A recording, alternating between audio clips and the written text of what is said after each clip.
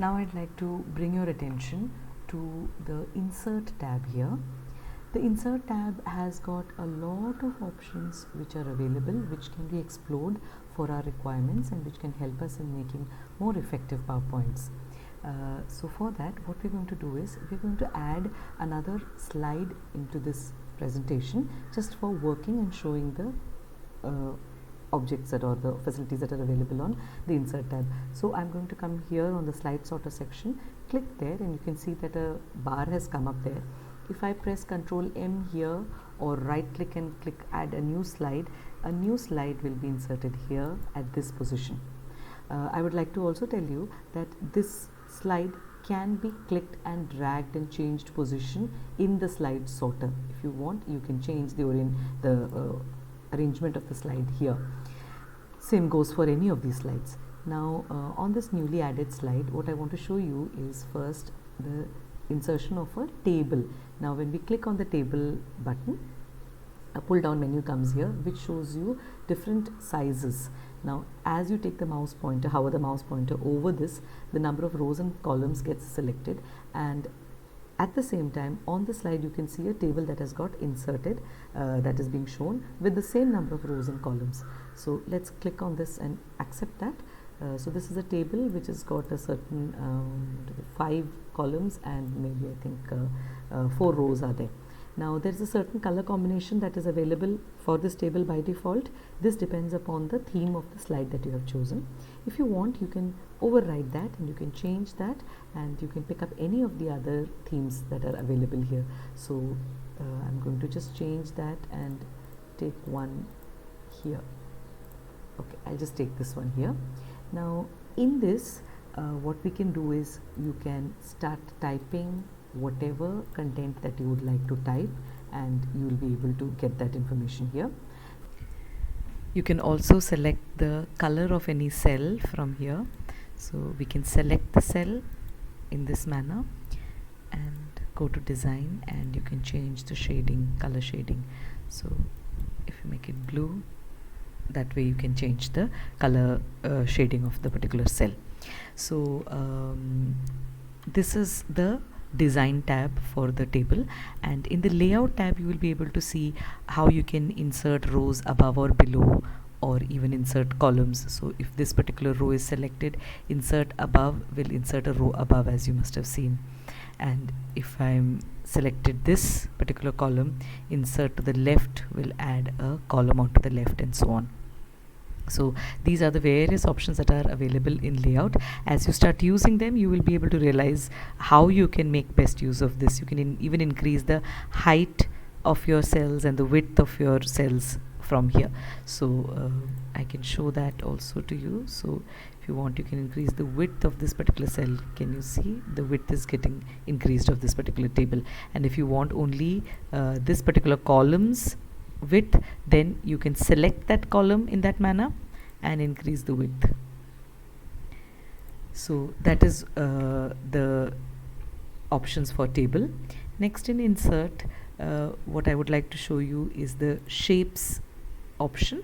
Now in shapes, when you click on that button, you will get an entire range of different shapes that can be put into our slides. You can make use of these shapes to carry out whatever activities you would like. So for example, if you want to make a flowchart kind of a diagram, so then there are options for flowchart. I'll just put one here. You click on the shape, and in the slide click and drag, and whatever we want to write inside can be just written by typing it out. Now if the font color is not suitable, like in this case the default font color is not looking very good on that background, so if you want, you can change the shape, change the color of the text by clicking on text fill, and you can change the color here. As you can see, it's gone in a different color. So or if you want, you can make it say black for maximum contrast.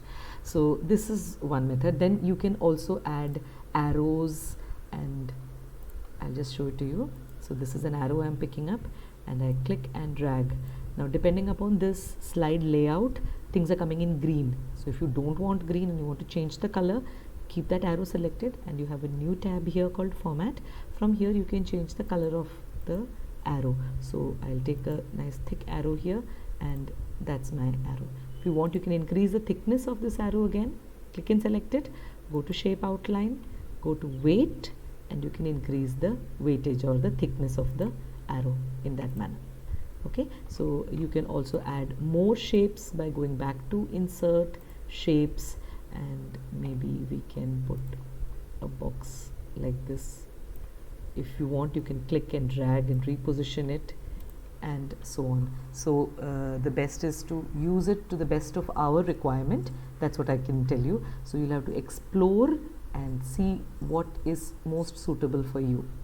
Now, one more thing that I would like to highlight here, I'm going to add a new slide and show you how mathematical teachers and statisticians can insert their formulae. For that, again, it's an insert, so we'll go back to the insert tab, and if you can see here, there is an option for equation. So you can click in this is called the symbols tab, and you can click on this equation, and it will give you a whole range of different types of equations that may be possible. Something with squares in the numerator and factorial in the denominator, something where sign with the Latin characters are the alpha, beta, gamma, and so on. Or if you want something with the sigma, all different types of options are available, and you may choose from any one of these kind of equations. So for example, if I am going to put this here, so I clicked on that and the equation came up here. I'm just going to reposition it, and I'm going to increase the size and then increase the font from here so that things are a little more clearer for us. Now when you select this, if you want, you can change the letters here. Now I don't want this to be B, maybe I want this to be 5, and I want, so B is 5 and maybe A is 3, so I will put a multiplication sign into, into 3, into C can be maybe 2, and the denominator A will also be 3. So I can select like this. So now you saw that how it got wrapped onto the next line. So all I need to do is drag it, give it enough width, and that formula will stay put there. So this is one method of putting formula. Once you select the formula, again 2 tabs, format and design, come up. You can change the color of your formula and the shape and the size and everything. All these things can be done just the way I showed you for table. Similarly, the design can be changed. So if you want a different type of equation, you want matrix, or you want some operators, or you want some equation where limits are there, or some trigonometric functions are there, or if you want to put brackets, you can select from all these places. If what you want or what you have in mind is not here in these structures group, you may go to the symbols group, and from the symbols group you can select a big option of different symbols. So these are basic mathematical symbols. You can go into Greek letters, you can go into letter-like symbols, you can go into operators, lot of things. So this entire thing is there. These are all operators. So you can select from any one of these operators here. If you want to see the Greek letters, then all the Greek letters, alpha, beta, gamma in lowercase and in uppercase is available.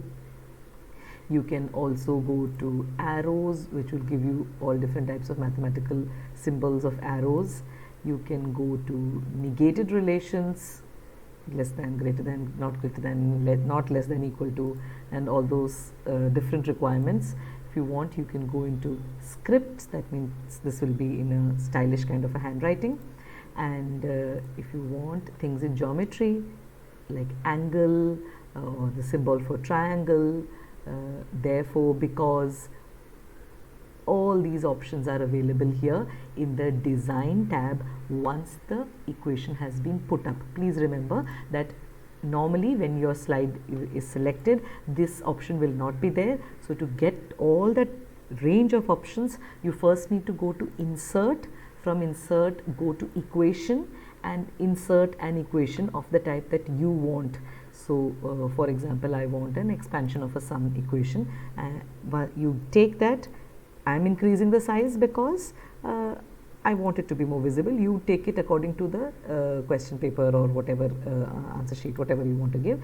And in this, if you want to add something else, then once this equation is selected, you will see format to change the formatting of that equation, and design to change the design, so you can change according to whatever is available here.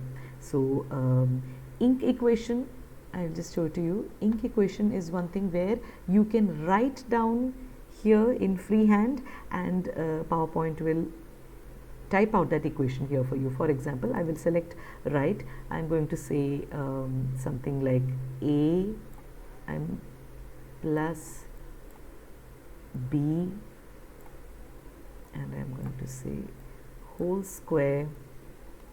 As you can, as I'm writing here, you can see that it is getting typed on the bar above, is equal to a square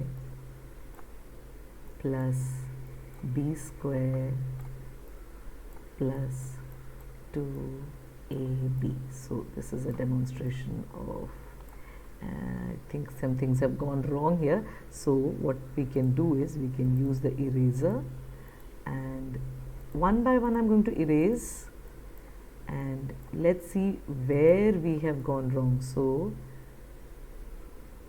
up till this point it was fine, so I erased up to that point. Then I go and pick the pen back up and put a plus sign. So this plus sign still looks like a T, so it is not identifying. So maybe it is a little difficult to type here. Oh dear, it is still showing it as a, let's see one more time with a little gap.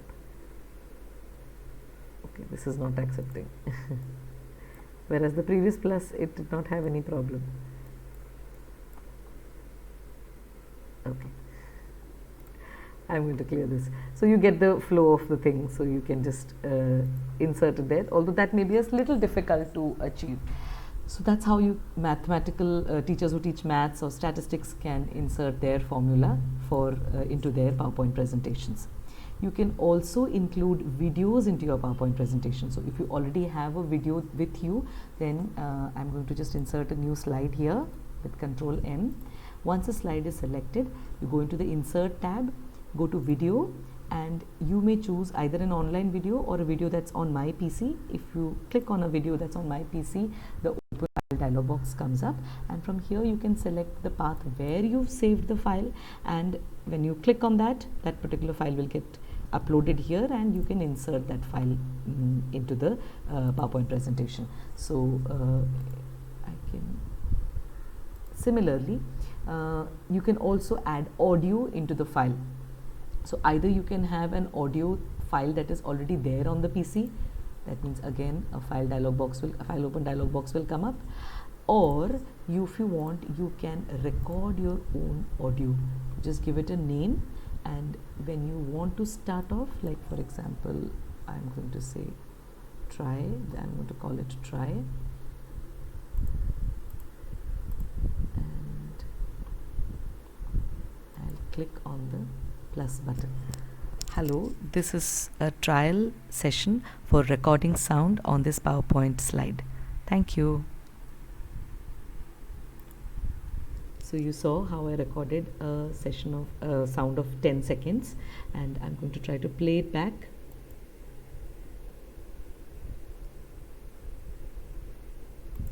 I'll save it first and click on OK, and then when you want to play it back, you see this is the kind of a speaker that has come up for the voice that I recorded. You can just click the play button, the plus button.